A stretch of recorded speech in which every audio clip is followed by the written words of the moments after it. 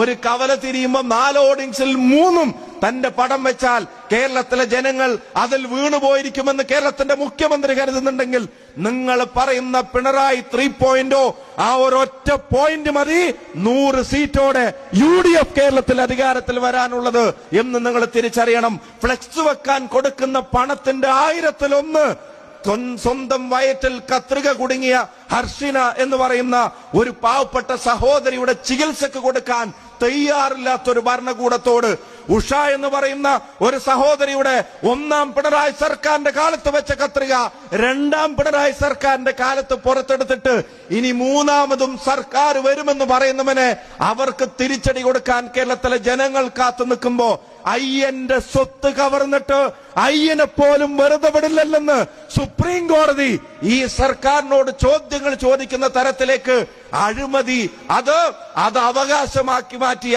ഒരു ഭരണകൂടത്തെ താഴെ ഇറക്കാൻ മന്ത്രിസഭയിലെ അംഗങ്ങൾ തന്നെ എഴുന്നേറ്റ് BJP-കാരൻ പറയുന്നതിനേക്കാളും വർഗീയത ഈ മണ്ണിൽ പറയാൻ ശ്രമിക്കുമ്പോ തെരഞ്ഞെടുക്കപ്പെട്ട പ്രതിനിധികളുടെ പേര് നോക്കി നിങ്ങൾക്ക് കാര്യങ്ങൾ മനസ്സിലാക്കാൻ പറ്റുമെന്ന് പറയുന്നത് നരേന്ദ്രമോദിയുടെ മന്ത്രിസഭയിലെ അംഗമല്ല, യോഗി ആദിത്യനാഥിന്റെ മന്ത്രിസഭയിലെ അംഗമല്ല, ശ്രീ പിണറായി വിജയന്റെ മന്ത്രിസഭയിലെ അംഗങ്ങൾ അത്തരത്തിലുള്ള സ്റ്റേറ്റ്മെന്റുകൾ നടത്തുമ്പോ അതൊന്ന് തിരുത്താൻ പോലും തയ്യാറാവാതെ കേരളത്തിന്റെ മുഖ്യമന്ത്രി ഭരണത്തോടും അധികാരത്തോടും മാത്രം താല്പര്യമുള്ളവരായി മാറുന്നുവോ? TK ഗോവിന്ദനെ പോലെ തളിപ്പറമ്പിലെ യഥാർത്ഥ കമ്മ്യൂണിസ്റ്റുകൾ പുറത്തിറങ്ങുന്നു.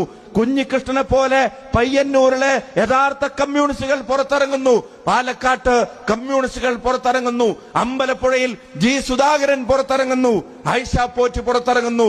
നിങ്ങളുടെ കടന്നൽ കൂട്ടത്തിന്റെ നേതാവായിരുന്ന PV അൻവർ പോലും നിങ്ങളെ വിട്ടിട്ട് ബേപ്പൂരിൽ UDF-നൊപ്പം ചേർന്ന് മത്സരിക്കുന്ന സാഹചര്യത്തിലേക്ക് വരുമ്പോ അറിയണം, ജനങ്ങൾ മാത്രമല്ല ഇന്നോവ തിരിയുമെന്ന പേടി ഉള്ളത് കൊണ്ട് മാത്രം പുറത്തിറങ്ങാതിരിക്കുന്ന ആളുകൾ അവരും അവരുടെ വോട്ടവകാശം ഉപയോഗിക്കുമ്പോ ഐക്യജനാധിപത്യ മുന്നണിയുടെ കൊടുങ്കാറ്റ് പോലൊരു തിരിച്ചുവരവ് അത് കേരളത്തിൽ സാധ്യമാകുമെന്നൊരു ഉറപ്പാണ്.